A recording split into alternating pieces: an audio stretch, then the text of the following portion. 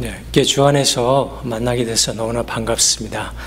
말씀을 전하는 자나 또 말씀을 이렇게 경청하는 자나 똑같이 하나님의 은혜를 받는 복된 시간이 되기를 먼저 주님의 이름으로 축원합니다.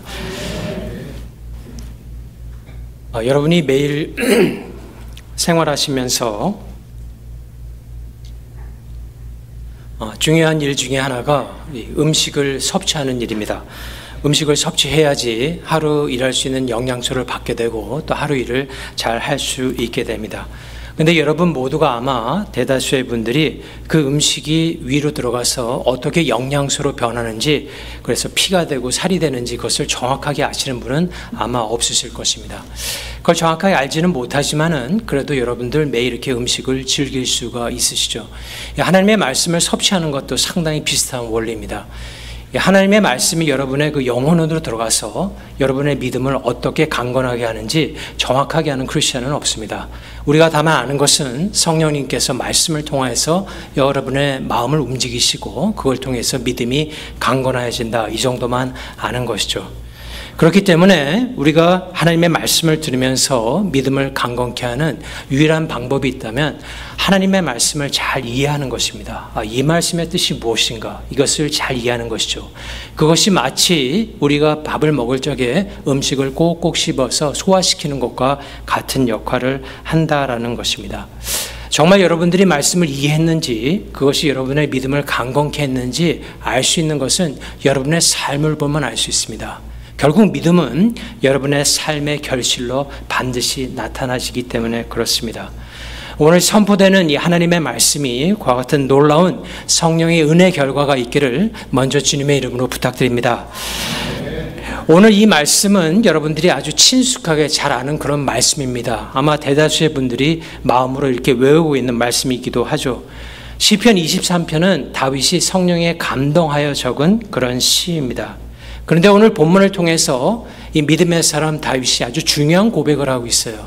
그것은 무엇이냐면 여호와는 나의 목자시니 내게 부족함이 없으리로다. 여러분, 이 세상에 사는 많은 사람들 가운데서 내 삶에 전혀 부족함이 없다, 이렇게 자신 있게 말할 수 있는 사람들이 과연 몇 있을까요? 여러분들은 없다 하세요? 내 삶에는 전혀 부족함이 없다, 이렇게 자신 있게 말할 수 있으십니까? 여러분들이 살면서 아마 느끼는 것 중에 하나가 하나님이 여러분의 주님이 되고 목자가 된다 할지라도 삶에 여전히 일어나는 많은 부족한 일들을 보게 될 것입니다. 그것이 경제적인 문제가 될 수도 있고요, 건강의 문제가 될 수도 있고, 가족들 간의 문제가 될 수도 있고, 자녀들의 문제가 될 수도 있습니다. 누구나 어느 정도의 부족함을 느끼면서 살아갑니다. 근데 중요한 것은 하나님께서는 그 부족한 부분을 해결해 주시는 것이 먼저 믿음을 주셔서 여러분의 시선을 부족한 것보다는 다른 쪽으로 돌리게 하십니다. 그런 과정을 통해서 여러분의 믿음을 더욱더 강건케 하시고 그 믿음이 강건해진 다음에 하나님께서 하나님의 때에 선하게 그 문제들을 해결해 주신다는 것입니다. 다윗은 이와 같은 놀라운 하나님의 역사를 경험했던 그런 믿음의 사람이었습니다. 오늘 다윗은 본문을 통해서 세 가지로 여호와가 나의 목자시기 때문에 내 삶이 부족함이 없다, 다윗은 그 세 가지에 부족함이 없다라고 그렇게 고백을 하고 있습니다. 과연 그 세 가지가 무엇인지를 우리가 오늘 본문 말씀을 통해서 깨달아 보도록 하겠습니다. 먼저 가장 처음 다윗이 고백하는 것은 여호와가 나의 목자시기 때문에 내 삶 가운데는 충분한 쉼이 있고 또 하나님의 부족함 없는 인도하심이 있다, 이렇게 고백을 합니다. 우리가 시편 23편 1절에서 3절까지 다 같이 한번 읽도록 하겠습니다. 시편 23편 1절에서 3절까지 다 같이 읽습니다. 여호와는 나의 목자시니 내게 부족함이 없으리로다. 그가 나를 푸른 풀밭에 누이시며 쉴만한 물가로 인도하시는 도다. 내 영혼을 소생시키시고 자기 이름을 위하여 의의 길로 인도하시는 도다. 첫 번째, 하나님이 여러분의 목자가 되시기 때문에 부족함 없이 누릴 수 있는 것은 쉼과 하나님의 인도하심입니다. 양은 굉장히 연약한 동물입니다. 그래서 목자가 없거나 충분한 풀밭이 없으면 결코 쉴 수가 없습니다. 야생 짐승이 와서 자기를 습격할까 봐 항상 두려움에 떨고 있고 먹이가 없어서 죽을까 봐 그렇게 고민하는 동물이 양입니다. 그래서 양이 충분히 쉴 적에는 푸른 풀밭이 있고 또한 목자가 지켜주는 그런 상태에서 양은 편하게 쉴 수가 있습니다. 이 다윗은 목동이었고 후에는 목자로서 양치는 일을 많이 했던 그런 인물입니다. 그는 그렇게 풀밭에서 편히 쉬고 있는 양들을 보면서 자신의 모습을 발견한 것입니다. 야, 내가 목자로서 저 양에게 편한 쉼을 주는 것과 같이 하나님께서는 나의 목자가 되어서 내 삶 가운데 참 쉼을 주는구나. 그것을 깨닫게 된 것입니다. 하나님의 보살핌이 있으니까 내 영혼이 정말 쉬는구나 라고 고백한 것입니다. 여러분, 쉰다는 것은 일을 하지 않는다라는 것이 아닙니다. 일을 많이 하면서도 쉴 수 없는 사람들이 있고 일을 하지 않지만은 쉴 수 있는 분들이 있습니다. 그것은 무엇을 가리키면 마음의 평안을 가리킵니다. 하나님이 여러분의 목자가 되기 때문에 하나님께서는 여러분 마음 가운데 정말 진실된 평안을 주십니다. 그래서 예수님께서는 마태복음 11장 28절에서 30절에 다음과 같이 말씀을 주십니다. 우리 다 같이 한번 읽겠습니다. 마태복음 11장 28절에서 30절까지 봅니다. 수고하고 무거운 짐진 자들아 다 내게로 오라. 내가 너희를 쉬게 하리라. 나는 마음이 온유하고 겸손하니 나의 멍에를 메고 내게 배우라. 그리하면 너희 마음이 쉼을 얻으리니 이는 내 멍에는 쉽고 내 짐은 가벼움이라 하시니라. 아멘. 성도 여러분, 하나님께서는 여러분 마음 가운데 참된 쉼을, 평안을 주시는 분이십니다. 그와 함께 하나님께서는 여러분을 옳은 길로 인도하시는 목자가 되십니다. 3절에 보게 되면요, 내 영혼을 소생시키시고 자기 이름을 위하여 의의 길로 인도하시는도다 이렇게 돼 있어요. 그런데 이 말씀에서 소생이란 단어는 원어적으로 보게 되면은 회개라는 뜻을 가지고 있습니다. 즉 하나님께서 여러분을 올바른 길로 인도하시는 방법이 여러분의 회개를 통하여서 이루어진다라는 것입니다. 사단 마귀는 여러분들에게 죄를 생각나게 하는데 그 죄로 하여금 죄책감을 주고 그 죄 가운데 묶어서 자신의 종으로 만들기 위해서 사단은 그와 같은 방법을 씁니다. 그러므로 말미암아 기독교인으로서 누릴 수 있는 기쁨의 삶, 능력의 삶, 믿음의 삶을 누리지 못하도록 방해를 합니다. 하지만 하나님께서 말씀을 통하여서 성령의 감동하심으로 여러분들의 죄를 생각나게 할 적에는 하나님께서는 그 죄로부터 여러분들을 자유케 하기 위해서 그 마음을 주시는 것이라는 것입니다. 그런 회개가 여러분들이 예수 그리스도를 구주로 영접했을 때 일어났습니다. 사단의 종이 되어서 어두운 가운데 있고 아무것도 할 수 없는 여러분을 하나님께서는 불쌍히 보시고 성령 하나님으로 말미암아 그 죄를 깨닫게 하시고 그래서 사단의 종에서 하나님의 백성으로 되는 놀라운 구원의 역사를 이루신 것입니다. 예수 그리스도를 믿게 하시고 죄를 회개케 하시고 잘못된 길로 가는 것을 180도 돌려서 옳은 길, 하나님의 의의 길로 바꾸심으로 말미암아 하나님의 백성이 되는 놀라운 은혜를 여러분들에게 허락하신 것입니다. 하지만 길은 바꿨지만 여러분 지체 가운데 아직 남아있는 죄를 짓고자 하는 강한 경향, 그 죄성이 숨어 있기 때문에 때에 따라서는 그 죄성으로 인해서 천국 백성, 하나님의 백성이 되었지만은 그 죄성으로 인해서 괴로워할 때가 있습니다. 그래서 사도 바울은 로마서 7장 21절에서 24절까지 다음과 같은 고백을 합니다. 다 같이 한번 읽겠습니다. 그러므로 내가 한 법을 깨달았노니 선을 행하기 원하는 나에게 악이 함께 있는 것이로다. 내 속사람으로는 하나님의 법을 즐거워하되 내 지체 속에서 한 다른 법이 내 마음의 법과 싸워 내 지체 속에 있는 죄의 법으로 나를 사로잡는 것을 보는도다. 오호라 나는 공고한 사람이로다. 그래서 누가 나를 건져내랴. 우리 주 예수 그리스도로 말미암아 하나님께 감사하리로다. 그런즉 내 자신이 마음으로는 하나님의 법을 육신으로는 죄의 법을 섬기노라. 아멘. 아마 공부하신 분들은 이것이 사도 바울의 거룩한 고민, 이런 표현을 쓰죠. 다시 말한다면 지체 안에 있는 그 죄로 말미암아 굉장히 괴로워하는 바울의 모습입니다. 하지만 바울은 거기에서 끝나지 않았어요. 믿음으로 나아갔어요. 그 믿음이 무엇입니까? 이런 죄악 가운데서 이 싸움에서 나에게 승리를 주실 분은 예수 그리스도이다. 그것을 이 믿음으로 선포한 것입니다. 사랑하는 여러분, 여러분의 몸에 존재하는 그 죄성, 죄를 짓고자 하는 그 마음과 싸우는 것은 무엇입니까? 바로 회개라는 것입니다. 하나님께서 여러분들에게 참으로 인자하셔서 이 회개할 수 있는 시간을 무한대로 주십니다. 왜냐하면 그 회개를 통하여서 여러분들이 의의 길로 더욱더 나아갈 수 있기 때문에 그렇습니다.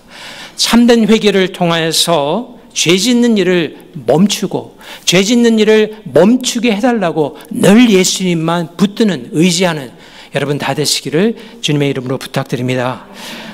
하나님께서는 회개를 통하여서 옳은 길, 의의 길로 여러분들을 더욱더 인도해 나가시게 되는 것입니다. 두 번째로 여호와 하나님께서 여러분의 목자가 되시기 때문에 여러분 삶에 부족함이 없는 것은 안전과 기뻐하는 삶입니다.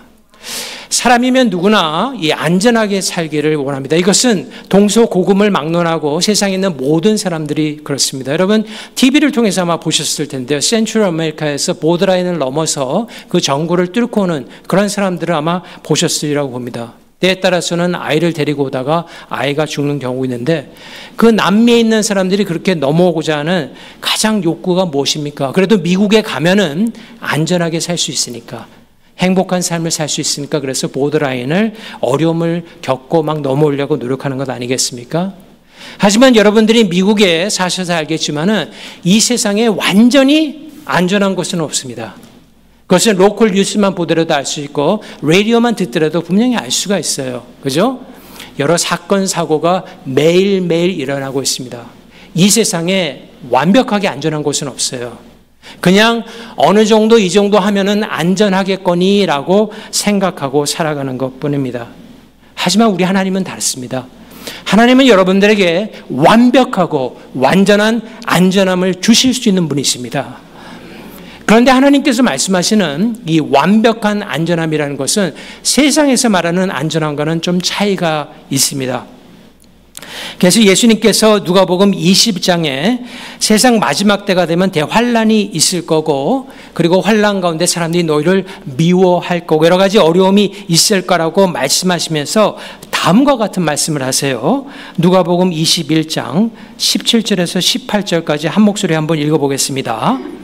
너희가 내 이름으로 말미암아 모든 사람에게 미움을 받을 것이나 너희 머리털 하나도 상하지 아니하리라. 아멘. 그런데 여러분들 이 말씀을 말씀하시면서 아마 좀 이상한 걸 깨달았을 것입니다.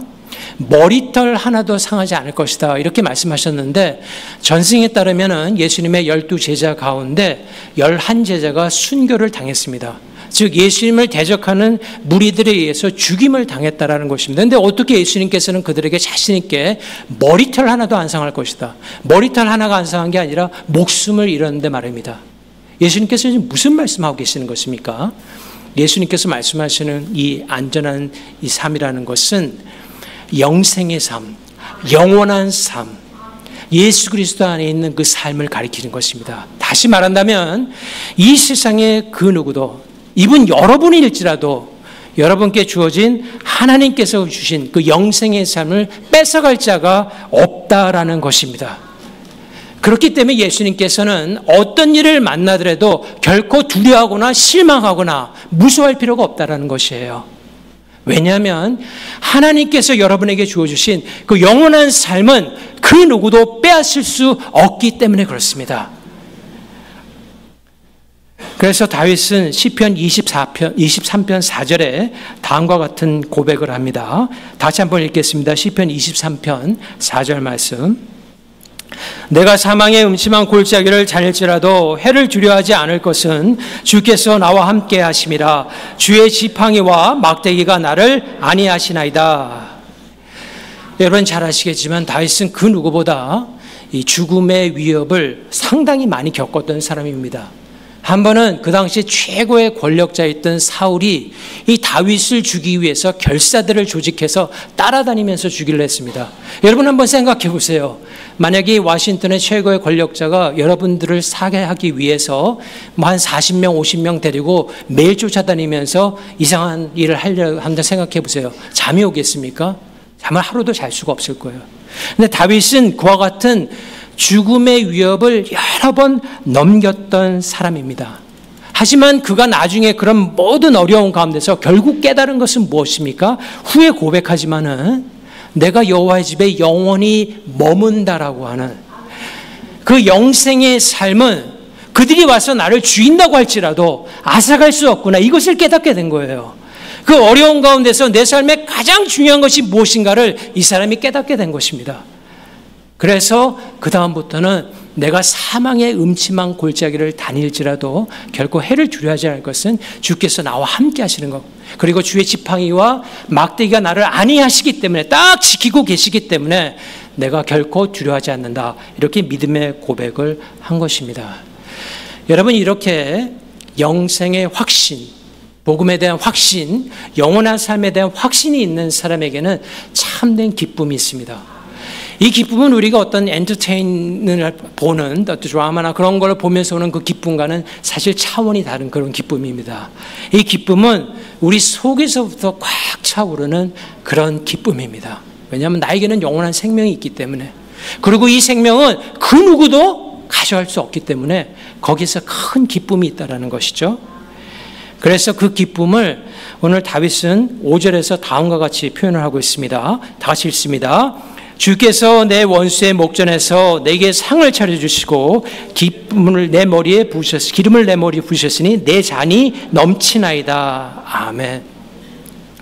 이 기름이 구약에서 부어지고 잔을 드는 것은 여러 가지 의미를 가질 수가 있어요. 그런데 거기서 하나 우리가 캐치해 볼 수 있는 것은 무엇이냐면, 정말 충만한 기쁨의 상태, 영원한 생명을 가진 자가 하나님 안에서 정말 기뻐하는 그 모습을 다윗은 다음과 같이 표현을 한 것입니다. 영원한 생명은 여러분에게 참된 기쁨을 줍니다. 그래서 하나님께서는 당신의 백성들을 향해서 매일매일 다음과 같은 명령을 하십니다. 항상 기뻐하라. 항상 기뻐하라. 그리고 항상 기뻐할 수 있는 능력이 우리에게 있어요. 그 능력자들이 바로 기독교인입니다. 이 세상에서 오로지 항상 기뻐할 수 있는 사람은 기독교인들밖에 없어요. 그것이 또한 하나님께서 여러분을 향하신 분명한 뜻이기도 합니다. 그래서 데살로니가 전서 5장 16절에서 18절에 보면은 다음과 같은 증거를 합니다. 다시 한번 읽겠습니다. 항상 기뻐하라, 쉬지 말고 기도하라, 범사에 감사하라. 이것이 그리스도 예수 안에서 너희를 향하신 하나님의 뜻이니라. 아멘. 영원한 생명은 여러분들에게 참된 기쁨을 줍니다. 혹 이 가운데 그 기쁨이 좀 사그라드신 분이 계시면은 오늘 좀 다시 한번 충만해서 가세요. 영원한 생명은 여러분들에게 정말 참된 기쁨을 줍니다. 아멘입니까? 아멘. 마지막으로 하나님께서 여러분의 목자가 되시기 때문에 여러분의 삶에 부족함 없이 누릴 수 있는 것은 하나님의 선하심, 그리고 하나님의 인자하심, 그리고 하나님과 함께 머물 영원한 집입니다. 그 집은 부족하지가 않습니다. 여러분, 하나님은 선하십니다. 우리 하나님은 참 좋으신 하나님이세요. 그리고 우리 하나님은 참 인자하신 하나님이세요. 정말 인자하신 하나님이세요. 세상의 모든 사람들과 세상에 예수를 믿지 않는 무리들이 그 하나님의 원래된 이미지를 자꾸 여러 가지를 통해서 바꾸려고 하지만은 절대 그것은 바꿔지지 않는 것입니다. 성경은 우리에게 우리 하나님은 참으로 선하시고 우리 하나님은 참으로 인자하시다, 이렇게 매일매일 선포하고 계시다는 것입니다. 하나님은 선하시기 때문에 하나님께서는 당신의 백성들이 그 하나님의 선하심을 좀 맛보아서 깨닫기를 원합니다. 이것이 정말 선한 것이다. 이것이 이 세상에 살면서 누릴 수 있는 정말 선한 나의 선함임을 하나님의 백성들이 좀 맛보고 누리기를 원합니다. 그 중에 하나가 하나님은 하나님의 선하심을 이 창조의 세계, 하나님께서 지으신 세계를 통해서 우리에게 보여주십니다. 워싱턴에 살고 있는 프리빌리지 중에 하나가 뭐냐면은 이 자연 경관을 마음껏 즐길 수 있다라는 것이죠. 그죠? 에버그린 스테이트. 어디 가든지 자연 경관이 너무 좋다라는 것입니다. 여러분 마운틴 레이니어에 가서 그 패러다이스라는 곳에 한번 올라가 보신 분들 이름도 참 멋있잖아요. 파라다이스 이렇게 거기 올라가서 이렇게 쫙 보면은 앞에 병풍처럼 이렇게 펼쳐진 그 산들 본 적이 있으십니까? 정말 장관이죠. 보면은 어떤 생각이 드세요? 야, 참 좋다, 참 멋있다. 그 트레일을 따라서 이렇게 올라가다 보면은 이름 모를 지금은 한창 많이 폈을 텐데요. 이름 모를 꽃들을 보면서 야, 참 좋다, 야, 참 멋있다 그런 생각을 하게 됩니다. 하나님께서도 마운틴 레이니어를 지으시고 이름 모를 꽃들을 다 지으시면서 참 좋다고 하셨어요. 그리고 당신의 백성들이 하나님의 선하심이 무엇인가를 그런 자연 경관을 통하여서 깨달을 수 있는 그런 지혜를 우리에게 주셨다라는 것입니다. 여러분 그렇게 좋은 자연 경관 가운데 피크닉 테이블도 있잖아요. 그 피크닉 테이블에 가족끼리 모여 앉아서 또 싸운 김밥이라도 이렇게 하나, 뭐 김밥도 좋고 샌드위치도 좋고 뭐 여러 가지 이렇게 싸워서 같이 펴놓고 한번 드셔보세요. 교인들끼리도 괜찮고요. 그럼 어떻습니까? 참 좋잖아요. 좋지 않습니까, 여러분? 참 좋죠. 예, 정말 좋아요. 정말 좋아요. 그 가족끼리 앉아가지고 얼마 안 되는 그 김밥을 놓고 먹으면서 참 좋습니다. 자연경관도 멋있고요. 그게 무엇이냐면 하나님께서 그렇게 가족들이 둘러앉아서 한상에서 먹는 그 기쁨을 맛보면서 하나님의 선하심을 깨달으라는 거예요.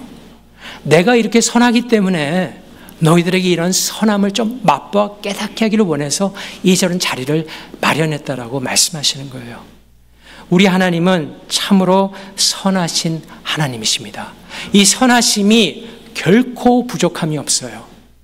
하나님의 선하심은 여러분을 향하여서 영원히 펼쳐지고 계신 것입니다. 우리 하나님은 또 인자하신 분이십니다. 여러분 하나님께서 인자하시기 때문에요. 여러분을 불쌍히 보시고 그 죄로부터 자유함을 주시기 위해서 이 땅에 예수 그리스도, 독생자 예수 그리스도를 보내주신 것입니다. 예수님께서는 이 땅에 오셔서 내가 죄를 짓지 않고 완전한 삶을 살 수 있다는 걸 보여주기 위해서 오신 게 아니에요. 인간이면 이렇게 살아야 되는 것 아니냐라고 어떤 모델을 제시하기 위해서 절대로 오신 것이 아닙니다. 예수님께서 이 땅에 오신 단 한 가지 목적, 여러 가지가 있지만 그 중에 우리가 알아야 될 것은 하나님의 백성이 아담의 죄로 말미암아 하나님께 나아갈 수 없게 된 그 상황을 아주 가슴 아프게 여기셨어요.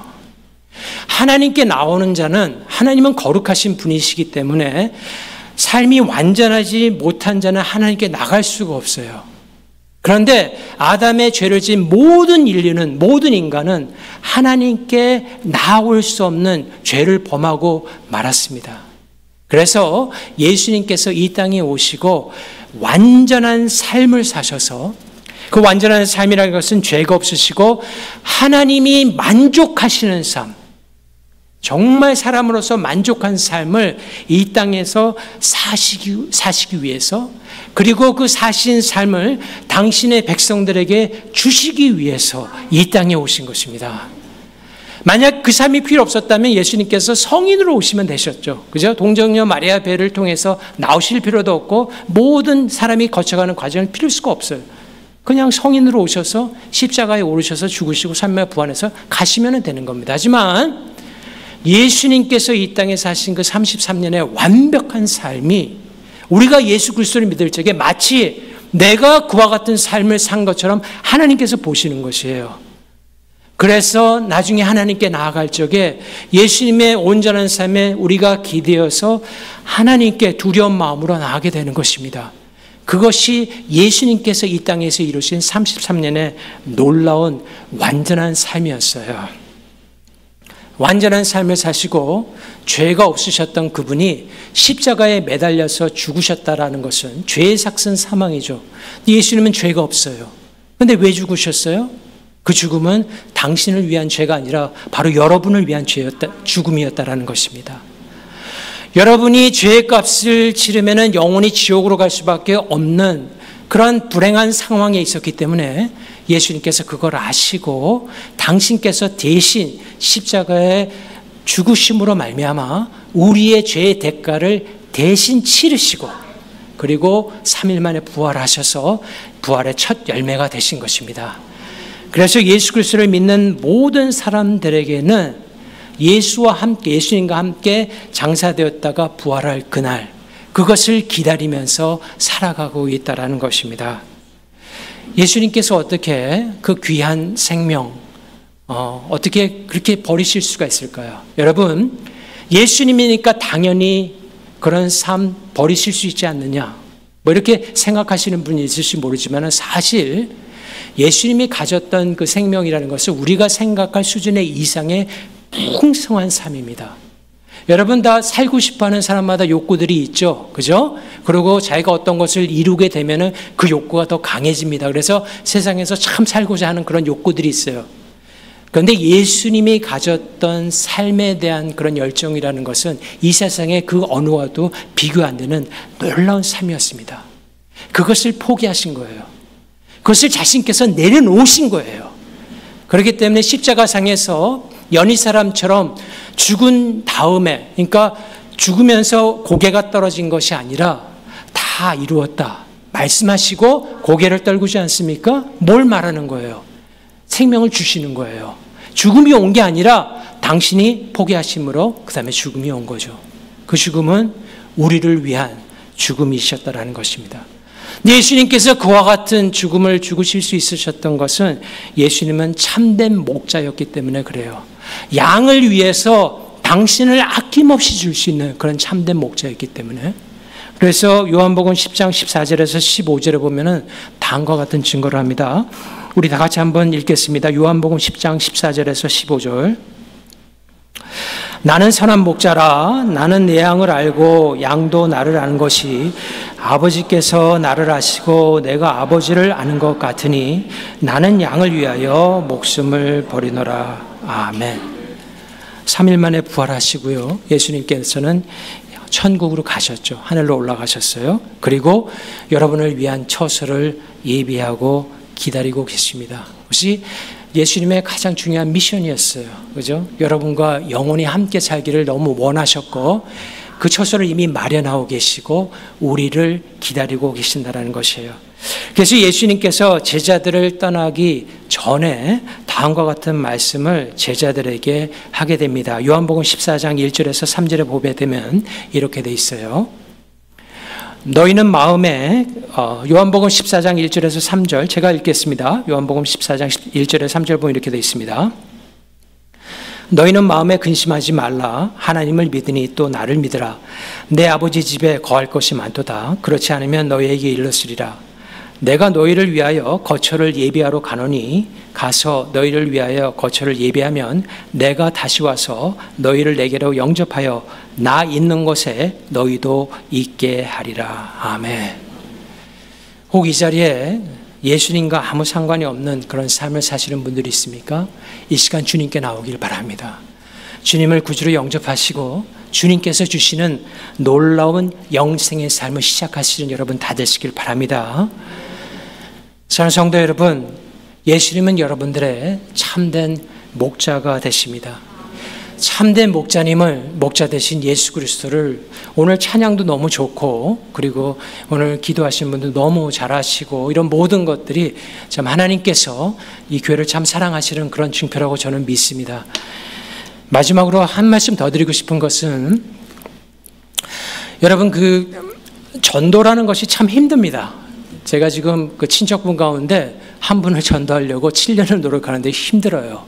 저는 그래도 신학부도 했고 나름대로 대학교 때 대학생 선교회도 하면서 나름대로 전도하는 법을 배웠는데 한 사람을 전도하는 것이 상당히 힘들다는 걸 여러분들이 잘 아십니다. 그죠? 그리고 이민 사회가 굉장히 타프하고 또 아버님들은 아버님들을 해야 될 일, 또 어머님들은 어머님들을 해야 될 일이다 보니까 생각들이 많이 굳어져 있어서 그 생각 가운데 성령의 역사가 일어나는 게 정말 힘들어요. 해보시면 압니다. 그런데 정말 전도를 할 수 있는 가장 좋은 방법이 무엇인지 아십니까?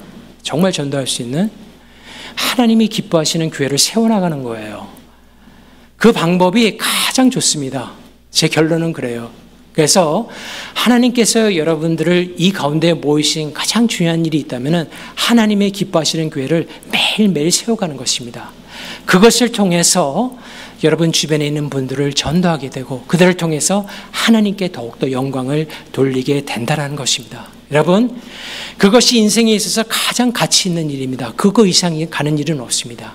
그 일을 위해서 여러분들이 다 부르심을 받았다고 믿고 참된 목자 대신 예수 그리스도를 더욱더 사랑하고 그분만을 의지한 여러분 다 되시기를 우리 주 예수 그리스도의 이름으로 축원합니다. 다 같이 기도하시겠습니다. 하나님 감사합니다. 우리를 참 하나님의 백성으로 삼아주시고 하나님의 몸된 교회, 예수 그리스도의 몸된 교회를 섬길 수 있는 놀라운 은혜 베풀어 주심을 참으로 감사드립니다. 주님께서 베풀어 주신 참 이 놀라운 은혜를 우리 마음 가운데 담고 한 주간도 정말 주 안에서 기뻐하며 살아계신 예수 그리스도, 부활하신 예수 그리스도를 증거하는 우리 모두가 될 수 있도록 주님께서 우리의 삶을 온전히 붙들어 주시옵소서. 이 모든 말씀 우리 주 예수 그리스도 이름으로 간절히 기도합니다. 아멘.